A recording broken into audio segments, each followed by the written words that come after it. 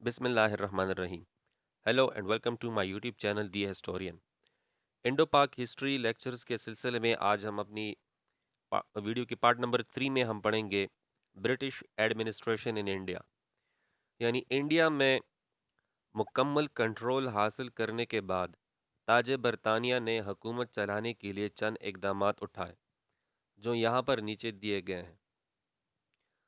اس میں point number 1 میں ہے کہ انڈین ایڈمنسٹریشن تاج برطانیہ کے اختیار میں،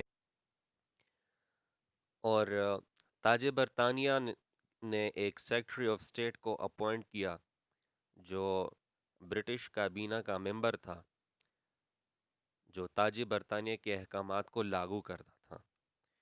دوسرا پوائنٹ ہے کہ انڈین ایڈمنسٹریشن کے لیے ایک ایگزیکٹو کونسل بنایا گیا. اب ایگزیکٹو کونسل کیا ہوتا ہے؟ ایگزیکٹو کونسل ایک ایسی گورننگ باڈی ہوتی ہے جس کی صدارت کراؤن کی جانب سے ایک نمائندہ کرتا ہے، اور اس نمائندے کو گورنر جنرل کہا جاتا ہے، اور اس کی کابینہ میں ممبران بھی کراؤن کے ہی منتخب کردہ ہوتے ہیں، اور ان کا کام یہ ہوتا ہے کہ کابینہ جو قانون سازی کرے، مطلب کابینہ کے فیصلے کو قانونی شکل دینا، یہ اس کا کام ہوتا ہے. پوائنٹ نمبر 3 میں ہے کہ گورنر جنرل نے ایک قانون ساز کونسل قائم کی جس کا کام قانون سازی کرنا تھا. یعنی بھارت میں ہندوستان میں حکومت چلانے کے لیے جو قانون بنانا تھا وہ ان کے ذمہ تھا. پوائنٹ نمبر 4 میں ہے کہ حکومتی معاملات چلانے کے لیے انڈین سول سروس 1853 کو قائم کیا گیا، جس میں انڈینز کو نمائندگی کا اختیار تو دیا گیا، لیکن شرط یہ رکھی گئی کہ ان کو برطانیہ سے ٹریننگ حاصل کرنی ہوگی. پوائنٹ نمبر 5 میں ہے کہ قومی دفاعی معاملات کے لیے تاج برطانیہ نے رائل ڈیفنس آرمی قائم کی. پوائنٹ نمبر 6 ہے حکومتی معاملات کو بہتر طور پر چلانے کے لیے پورے ملک کو صوبوں میں تقسیم کیا گیا، اور ہر صوبے میں برطانوی حکومت کی نمائندگی کرنے کے لیے ایک گورنر رکھا گیا، اور پھر گورنر کی مدد کے لیے ایک ایگزیکٹو اور ایک قانون ساز کونسل بھی قائم کیا گیا. پوائنٹ نمبر 7 میں ہے کہ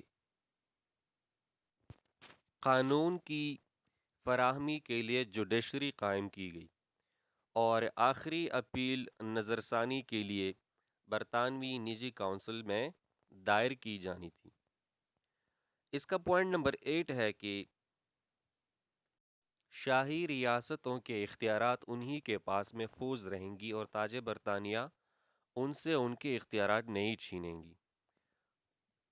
پوائنٹ نمبر 9 میں لکھا ہے کہ آ، ابتدا میں بالادستی جو ہے وہ انگریزوں کے ہاتھ رہی، لیکن بعد میں ان کو گورنمنٹ کے معاملات چلانے کے لیے ہندوستانیوں کو مجبوراً حکومت میں شامل کرنا پڑا. اب ہم پڑھتے ہیں policies of sharing power and peace of British in India.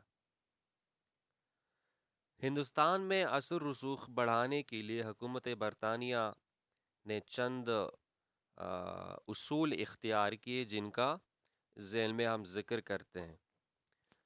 اس میں سب سے پہلے جو ہم ڈسکس کریں گے وہ ہے لارڈ کیننگ.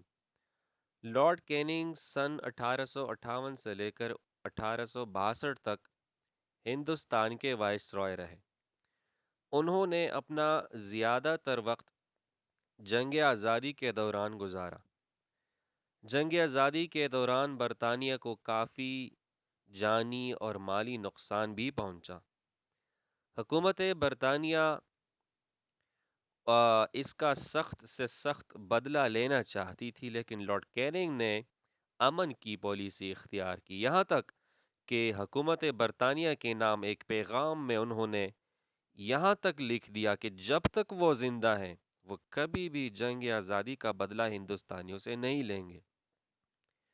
انہوں نے کہا تھا کہ میری تمام تر پالیسیز انصاف پر مبنی ہے اور یہی وقت کی ضرورت ہے۔ انہوں نے یہ بھی کہا تھا کہ میں ظلم و جبر کی حکومت نہیں کروں گا بلکہ انصاف قائم کروں گا۔ لارڈ کیننگ جو تھے وہ ایک نوبل انسان تھے، وہ ایک نرم مزاج اور رحم دل آدمی تھے۔